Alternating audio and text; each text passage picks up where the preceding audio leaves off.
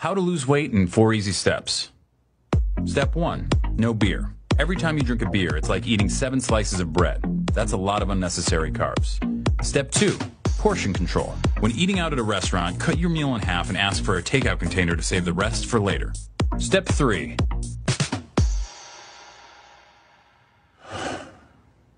have your heart broken. And not just broken, but shattered by a girl who never loved you and never will. Try to get your shit together and join a gym. Start going to the gym regularly, and even though you don't know that much about exercise and you're way too weak to do pretty much anything but lift 5-pound weights with the old people, do it until your sweat makes a puddle on the floor. Then go home and go to bed, and the next day do it again, and then again, and then again. Then go to work and listen to stories of your ex-girlfriend fucking around with gross and terrible people. Stories from your coworker friends who think they're doing you a favor. Pretend that it doesn't bother you. Pretend that being forced to see your ex at work every day isn't fucking killing you. Pretend that everything's fine. Go to the gym and make more puddles of sweat. Buy books. Learn about different muscle groups and how they work together. Plan out your week of meals. Try to forget her. Back to the gym, more puddles of sweat. You're a piece of shit.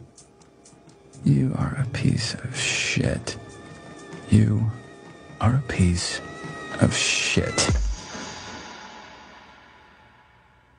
After the gym one night, go all the way up to the top of the parking garage and walk all the way to the back. Look out at the lights of the skyscrapers of downtown and think about how every single one of those office lights represents a person. Try to imagine how they feel, what they're doing. Then realize that most of those lights are probably shining into offices with no one in them. Realize you're alone, that you're staring at no one. Become cripplingly depressed and try to locate your car. Go to sleep, go back to work, go to the gym, sweat, freak the fuck out on your ex, the next day apologize. One day she wears the necklace you bought her and tells you that she got it from someone really special. That night you discover that Slayer's Angel of Death might be the perfect song to do squats to. Start to make friends at the gym. You used to look down on bro nods and fist bumps, but since that's how gym rats communicate, that's become the language you speak most often. Max and you spot each other on Wednesdays, Vinny and you spot each other on Fridays. It's important not to forget that you're a piece of shit. Work, gym, food, sleep, over and over. More fist bumps, more sweat puddles. Your body changes slowly, then all at once. You hit your goal weight, pick a new one, then hit it again. You go out and buy new clothes. You receive wave after wave of compliments. Your ex tells you that she's seeing someone else. Fucking bullshit.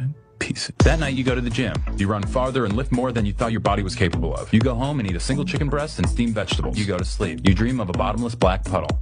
No. No. No.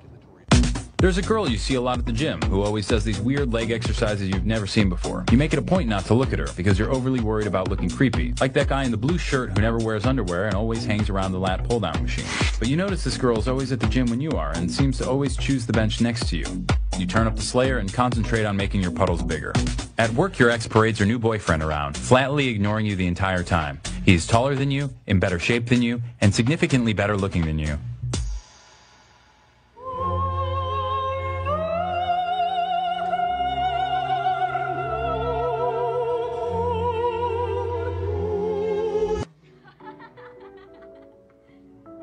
Fucking bullshit. That night, you bench press double your body weight. You sneak a photo of yourself in the mirror and email it to yourself with the subject heading, "You are a warrior." The next day, you are more disgusted with yourself than you've ever been, and you delete it immediately. You make puddle after puddle after puddle and eat single chicken breasts and work and sleep over and over and over and over and over and over. And then something different happens. A night comes when you're not the last person in the gym. It's you and the girl who does the weird leg exercises. You end up walking out at the same time. Her name is Melissa and she works close by. She asks you out to dinner on Friday, promising it'll be healthy. The leg exercises are pivoting curtsy lunges. You start seeing Melissa a lot, both inside the gym and out. You add a couple cheat days to your week. You start getting a lot less sleep. Your ex calls you late at night, but you don't answer. One night, you're walking Melissa to her car, and she says she wants to show you something special.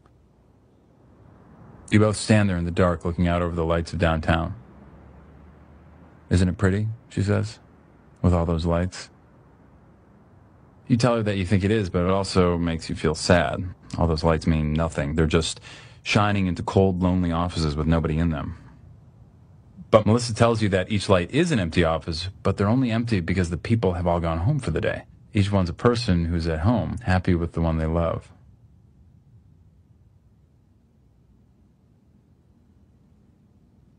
You look at her in the lights, and she smiles.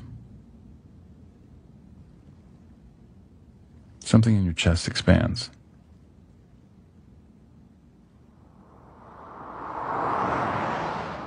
Late one Sunday afternoon, you're writing out your rent check and realize it's been exactly a year since you started working out.